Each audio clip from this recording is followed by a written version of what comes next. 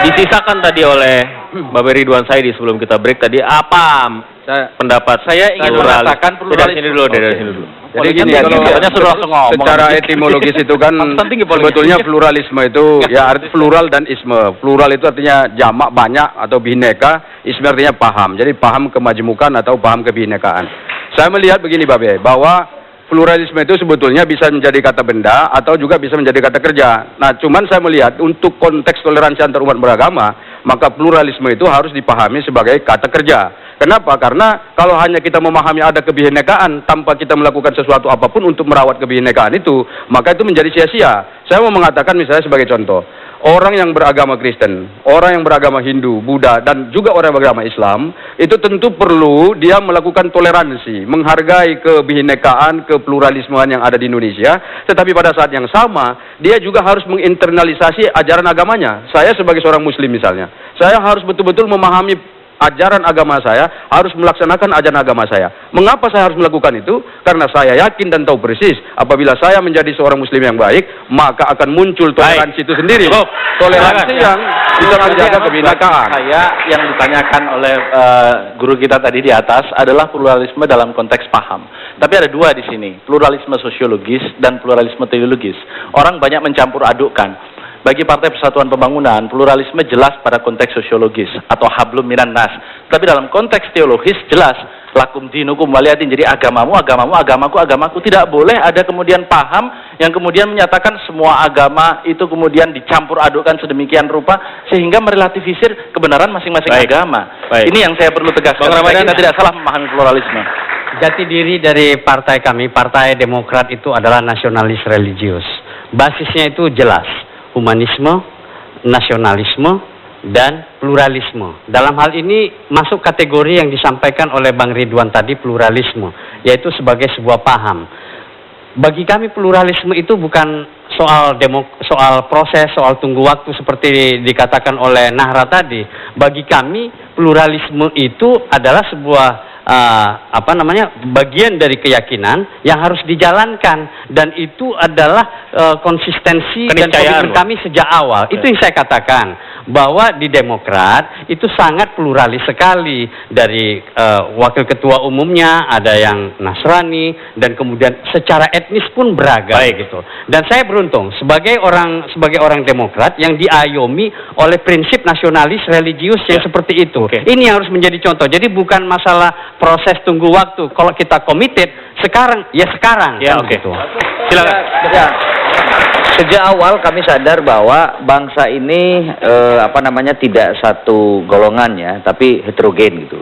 Karena itu satu-satunya yang pemahaman yang bisa mempertahankan negara ini adalah pluralisme itu.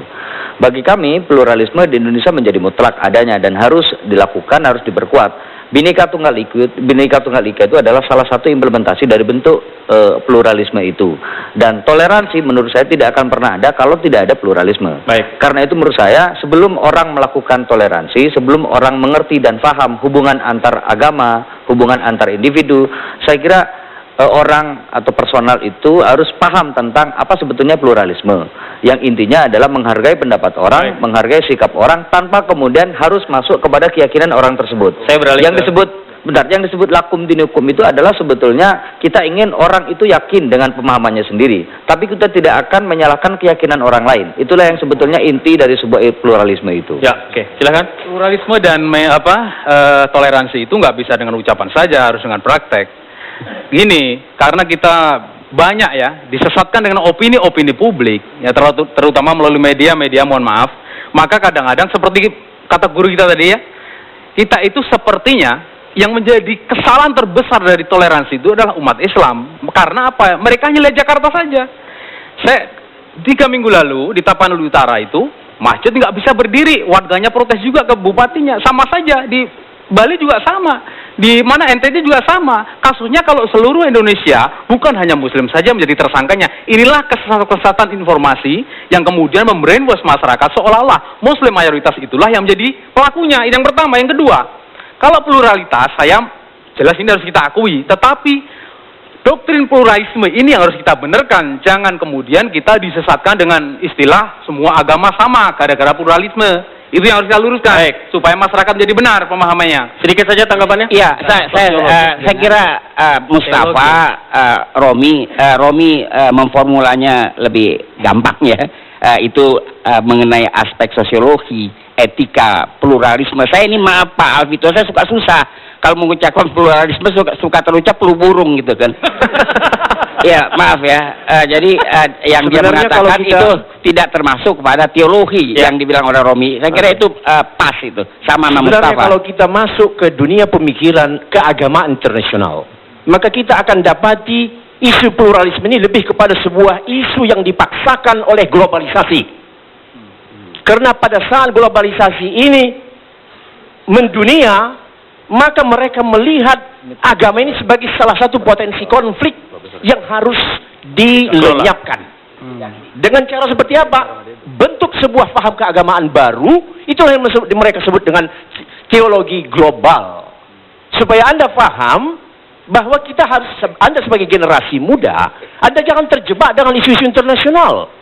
Pluralisme ini murni memang adalah sebuah paham yang dipaksakan oleh postmodernisme Profesor, yang saya bermuara pada globalisasi. Saya agak terganggu dengan Adapun statement yang Anda. dulu sebelumnya, yang sudah kita nikmati, itu namanya pluralitas. Oke, sebentar Prof. Silakan. Ya, bagi saya pluralitas itu nggak akan muncul kalau nggak ada pluralisme. Ya. Jadi situasi sosial itu mesti terjadi karena orang yakin bahwa situasi itu memang ada. Nah karena itu saya terganggu Dulu dengan tidak kita kenal statement istilah pluralisme. Bentar Prof.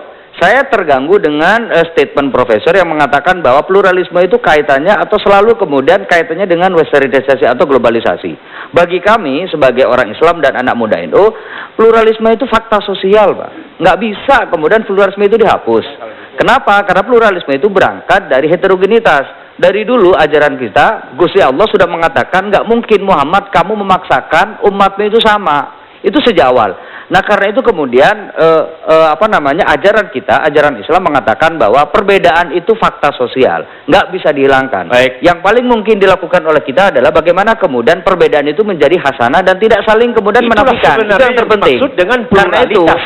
pandangan bahwa pluralisme itu dari global, menurut Saya saya harus lebih potong pada dulu, pandangan Bapak. yang curiga. Itu memang sebuah Kita break fakta dulu. yang dari dulu. Kita break dulu, kami akan kembali sesaat lagi, tetaplah bersama kami.